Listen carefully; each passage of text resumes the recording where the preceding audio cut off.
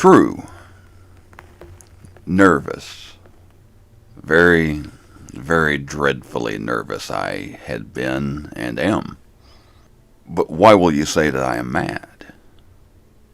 The disease had sharpened my senses, not destroyed, not dulled them. Above all was the sense of hearing acute. I heard all things in the heaven and in the earth. I heard many things in hell. How, then, am I mad? Hearken, and observe how healthily, how calmly, I can tell you the whole story.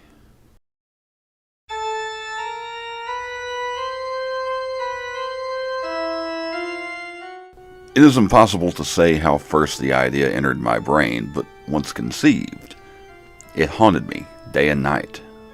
Object there was none, passion there was none. I loved the old man. He had never wronged me. He had never given me insult. For his gold I had no desire. I think it was his eye. Yes, it was this. One of his eyes resembled that of a vulture, a pale blue eye with a film over it. Whenever it fell upon me, my blood ran cold, and so by degrees, very gradually, I made up my mind to take the life of the old man, and thus rid myself of the eye forever. Now this is the point. You fancy me mad. Madmen know nothing, but you should have seen me. You should have seen how wisely I proceeded, with what caution, with what foresight, with what dissimulation I went to work. I was never kinder to the old man than during the whole week before I killed him. And every night, about midnight, I turned the latch of his door and opened it, oh so gently. And then, when I had made an opening sufficient for my head, I put in a dark lantern, all closed, so that no light shone out, and I thrust in my head. Oh, you would have laughed to see how cunningly I thrust it in. I moved it slowly, very, very slowly, so that I might not disturb the old man's sleep. It took me an hour to place my whole head within this opening, so far that I could see him as he lay upon his bed. Ha! Would a madman have been so wise as this? And then, when my head was well in the room, I undid the lantern cautiously. Oh, so cautiously, for the hinges creaked. I undid it just so much that a single thin ray fell upon the vulture eye. And this I did for 7 long nights. Every night, just at midnight. But I found the eye always closed, and so it was impossible to do the work. For it was not the old man who vexed me, but his evil eye. And every morning, when the day broke, I went boldly into the chamber and spoke courageously to him, calling him by name in a hearty tone, and inquiring how he had passed the night. So you see, he would have been a very profound old man indeed, to suspect that every night, just at 12, I looked in upon him while he slept. Upon the 8th night, I was more than usually cautious in opening the door. A watch's minute hand moves more quickly than did mine.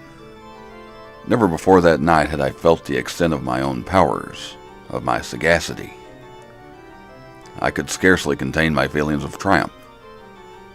To think that there I was, opening the door little by little, and he not even to dream of my secret deeds or thoughts.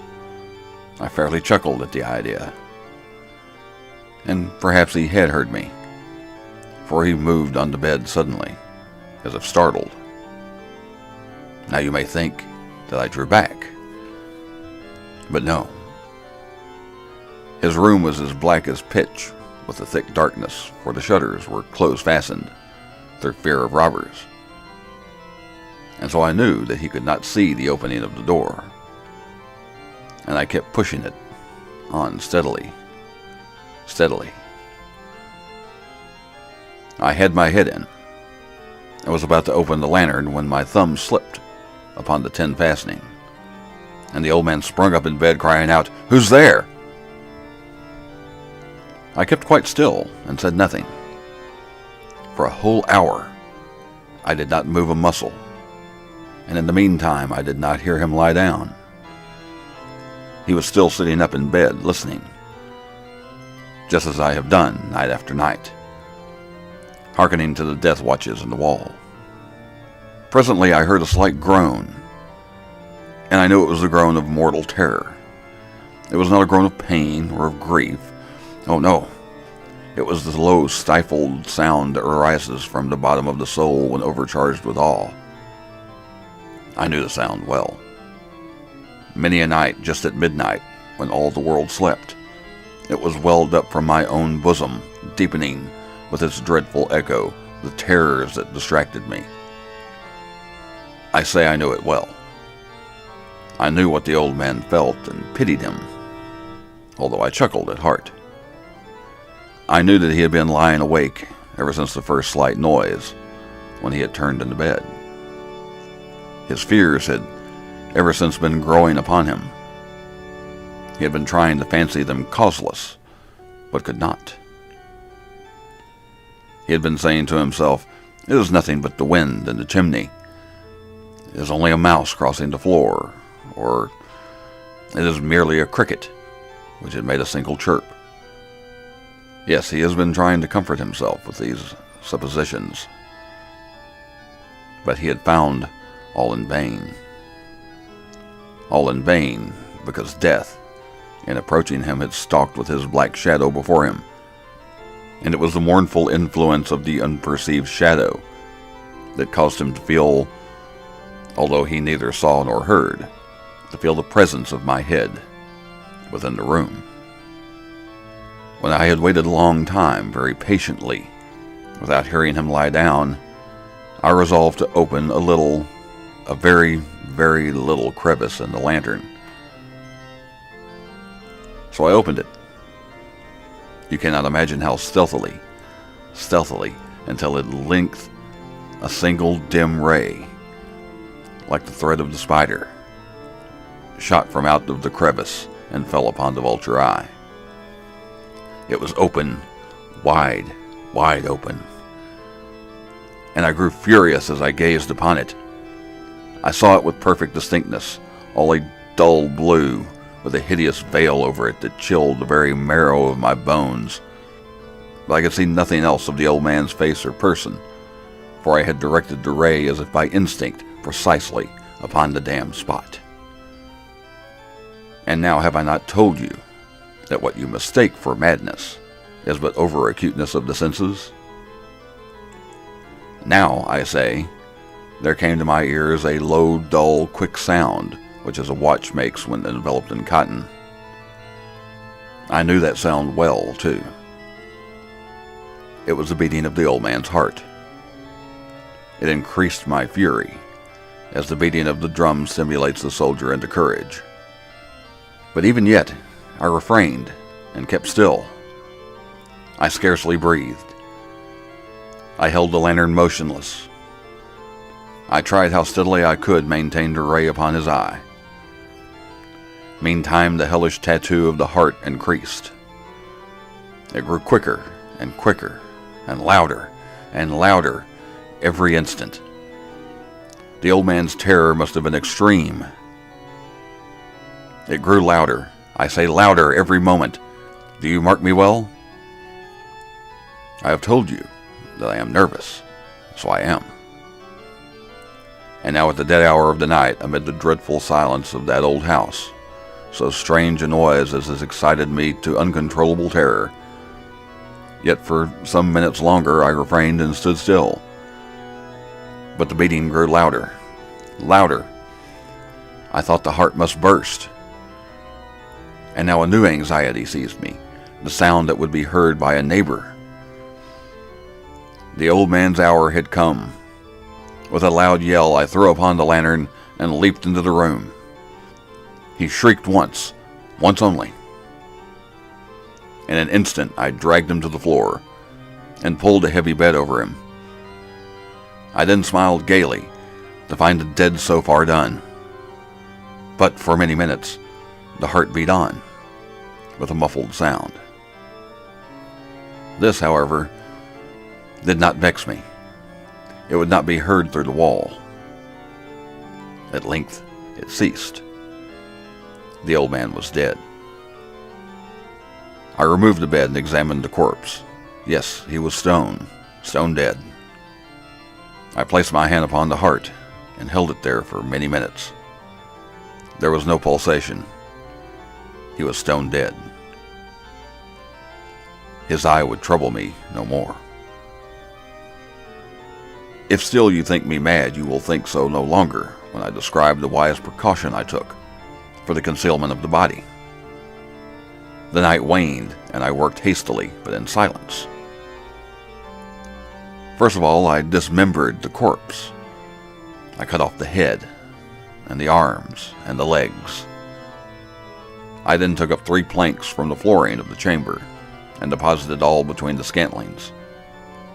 I then replaced the board so cleverly, so cunningly, that no human eye, not even his, could have detected anything wrong.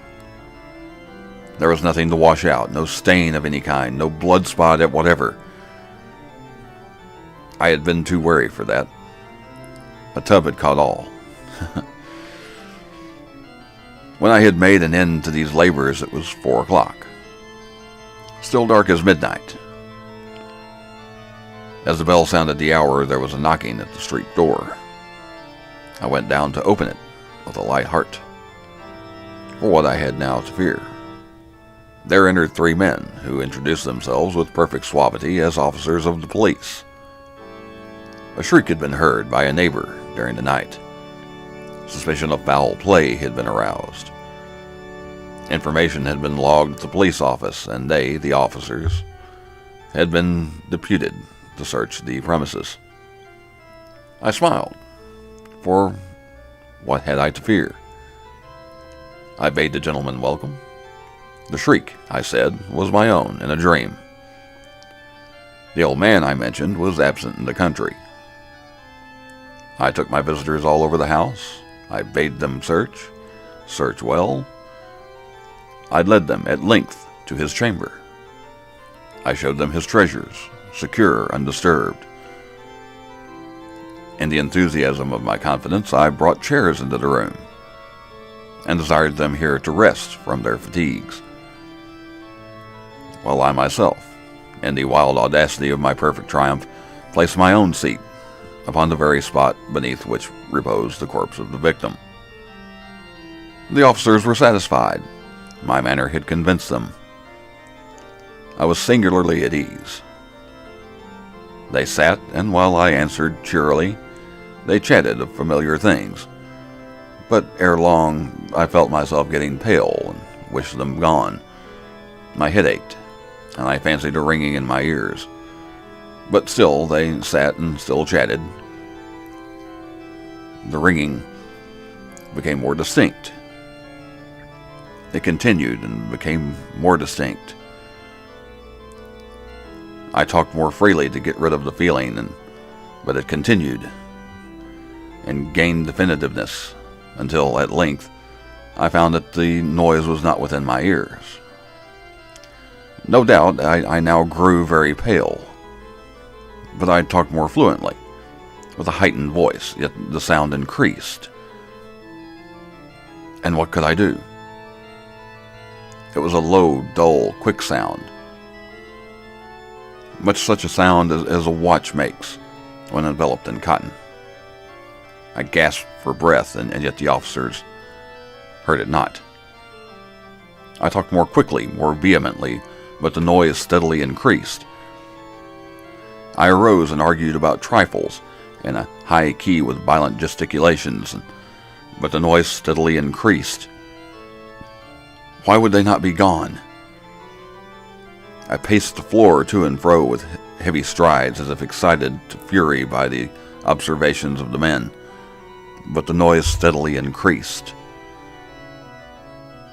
Oh God, what could I do? I foamed, I raved, I swore. I swung the chair upon which I had been sitting and grated it upon the boards, but the noise arose over all and continually increased. It grew louder and louder and louder, and still the men chatted pleasantly and smiled. Was it possible they heard not? Almighty God, what? No, they heard, they suspected, they knew. They were making a mockery of my horror. This I thought, and this I think. But anything was better than this agony. Anything was more tolerable than this derision. I could bear those hypocritical smiles no longer. I felt that I must scream or die. And now, again, hark, louder, louder, louder. Villains! I shrieked. Disassemble no more. I admit the deed. Tear up the planks. Here, it is the beating of his hideous heart.